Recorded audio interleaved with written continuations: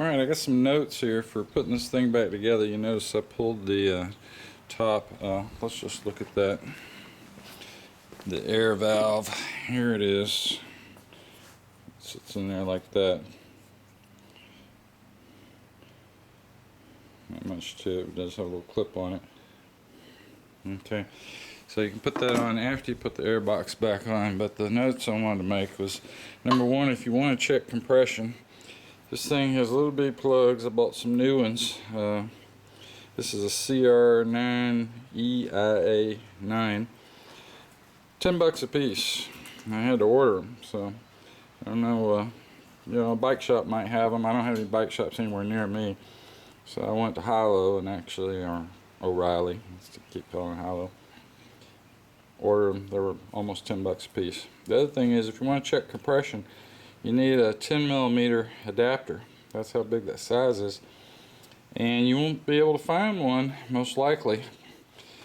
I was hoping to get one in time to check this before I got around to putting it back together. I wanted to check compression, but the only one I could find was on, I found one on eBay for about $35, $10 shipping from Summit Racing. And it was a Equus EQUUS compression tester, number 3614, I believe. And if you look at it, it had 10mm, 12mm, 14 short, 14 long, whatever.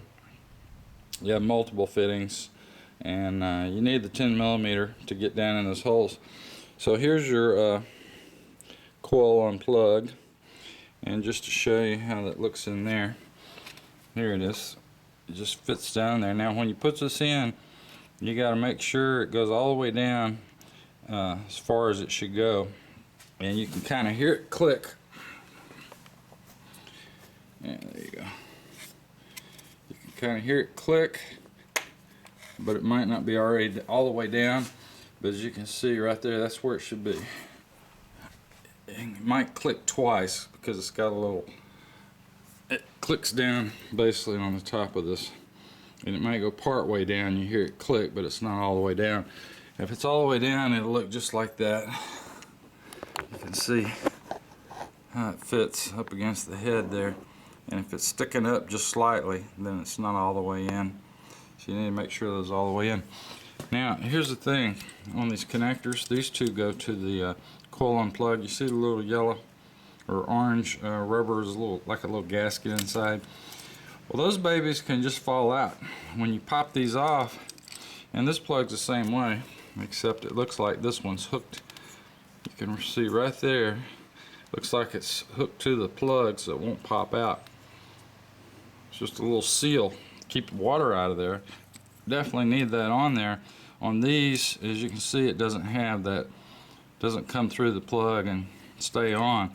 So when you pop these off, that rubber piece could just pop off and fall. Mine fell right down, was just laying down there, and I looked down there and I said, what's that, you know? Well, it was a stupid seal out of one of those plugs. If I hadn't noticed it, I could have put that back together. So you got to make note of that. This one here, this is the air temp. It's got one down in there too.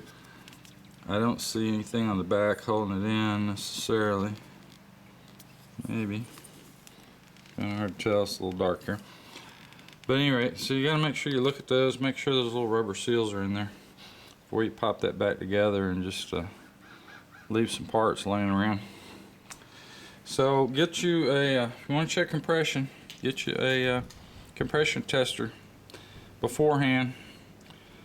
Because if you go looking for one, I went to 2 bike shops that were in town and drove a good ways to get there, and they didn't have them, or you know, not for sale. They had one for themselves. They weren't about to give that up. So best just to spend $45 and get you a compression tester. Then you can every time you get in here, pull the plugs out, whatever, you can just check it, see where you're at, keep a log. That's what you should be doing. Alright, well, not much else to say. I'm going to pop it all back together, and had it running last night, so I like these little stands here. It really helps. and they're sturdy. So, all right, that's it for today.